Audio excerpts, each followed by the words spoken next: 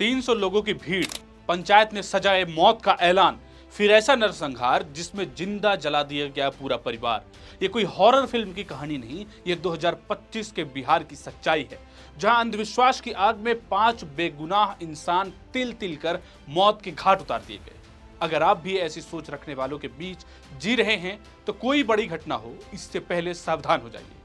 अब आइए सच्चाई जानते हैं। बिहार के पूर्णिया जिले का टेटगामा गांव आज जहां मातम पसरा है, वहां कभी लोग हंसते थे, बच्चों की किलकारी सुनाई देती थी, लेकिन अब हर गली में सन्नाटा है, दरवाजों पर ताले जड़े हुए हैं और पुलिस की गश्त जारी है। क्यों? क्योंकि इसी गांव में इंसानियत को जिंदा जला दिया गया है। गांव के रामदेव उरांव का बेटा बीमार था, लेकिन वो इलाज की जगह वो झाड़ फूंक वालों के पास पहुंचा।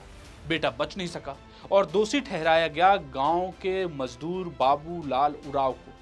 जानते हैं क्यों? क्योंकि वो झाड़ फूंक करता था। बात इतनी बढ़ गई कि झाड़ फूंक करने वाले बाबूलाल उरांव की बीबी, बहू और बूढ़ी मां को डायन करार कर दिया गया। गांव में अंधविश्वास की आग भड़क उठी और 6 जुलाई की रात 300 लोगों की भीड़ पंचायत में इकट्ठा हो गई। रात 9 बजे पंचायत बैठी और 2 घंटे तक बहस चली।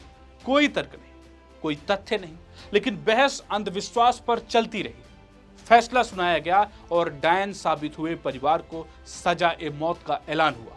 रात 1 बजे पूरे परिवार को घर से घसीटकर बाहर लाया गया और फिर वो हुआ जिसे सोचकर रूह भी कांप जाती। बाबूलाल, उसकी पत्नी, मां, बहू और बेटा, 5 को बेरहमी से पीटा गया।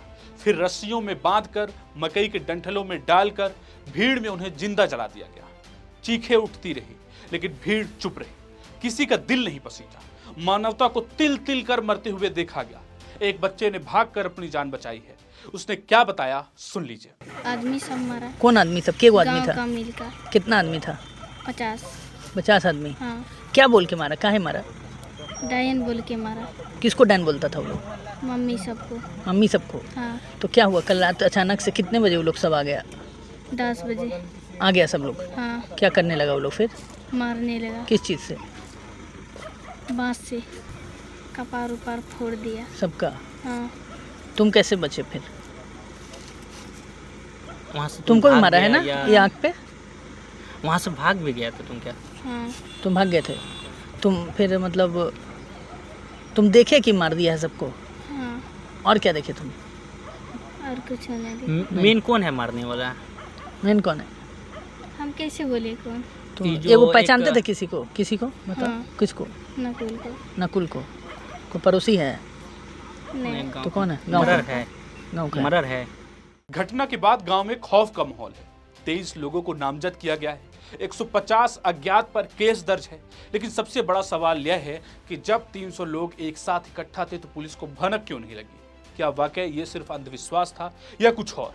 इस मामले पर पुलिस का पक्ष क्या है, यह भी सुन लीजिए। आज सुबह 5 बजे के आसपास सोनू कुमार, जिनकी उम्र 16 बरस होंगे, जिनके परिवार के साथ ये घटना कारित की गई थी, उनके द्वारा सूचना दी गई कि झाड़ फूक के नाम पे उरांव जाति के ही लोग, ये लोग उरांव जाति के ही थे, इनके परिवार के लोगों के साथ रात मारपीट कर गई और जलाकर इनके लाश को फेंक दिया गया।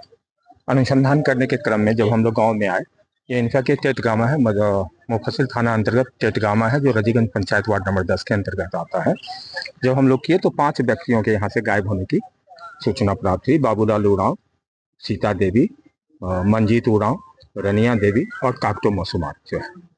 बाद में अनुसंधान के क्रम में अभी जब हम लोगों ने देखा है तो ये घिसरिया बहियार से इनकी 5 जली हुई लाश प्राप्त हो गई। ये क्या लग रहा है सर? पूरा जला इसमें एसपी महोदया भी जो है घटनास्थल पर तत्क्षण पहुंच गई थी। एसपीओ तो थे ही, हमारे एसएचओ भी यहाँ पहुंच गए। गिरफ्तारी भी हुआ है? गिरफ्तारी हमारी 3 हो गई। घटना के पीछे कारण क्या है? घटना के पीछे झाड़ फूक की बात मानी जाती है। ऐसा माना जाता है कि एक रामदेव उरांव थे, उनके एक बच्चे की 3 दिन पहले मृत्यु हुई थी और एक और उनके बच्चे की तबीयत खराब हो गई थी। ऐसा माना जाता है कि लोग झाड़ फूक करते थे और उनके द्वारा इसी क्रम में डायन होने या ओझा गुनी के नाम पर इनकी हत्या की गई। ये जला के पीट के मारा है। हाँ, बदी को देखने से तो लगता है कि इनके साथ मारपीट और जलाने की घटना। ये सिर्फ हत्या नहीं थी, ये मानवता की हार है। जहां शिक्षा नहीं होती वहां तंत्र मंत्र का बोलबाला होता है। जहां इंसान सोचने की ताकत खो दे, उसी दुनिया में ऐसे फैसले होते हैं। जब तक हम अंधविश्वास को जड़ से उखाड़ेंगे नहीं, ऐसी घटनाएं फिर होंगी और फिर एक बाबूलाल उरांव और उसका परिवार जलेगा। अब सवाल आपसे है, क्या आप आवाज उठाएंगे? क्या आप अंधविश्वास के खिलाफ खड़े होंगे? वीडियो को शेयर करें ताकि हर गांव तक ये सच्चाई पहुंचे, शिक्षा फैलाएं, जागरूकता बढ़ाएं, क्योंकि चुप रहना अगली आग को न्योता देना है।